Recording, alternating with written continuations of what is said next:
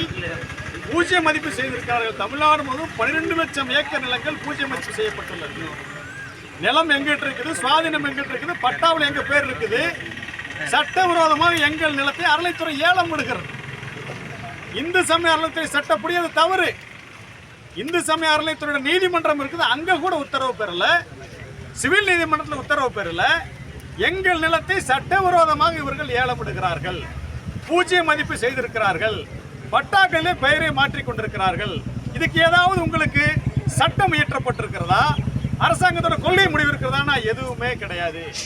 கடந்த 2 ஆண்டுகளாக உங்ககிட்ட என்ன ஆவணம் இருக்குன்னு நாங்க கேட்டுட்டோம். எந்த ஆவணத்தையும் கொடுக்கல.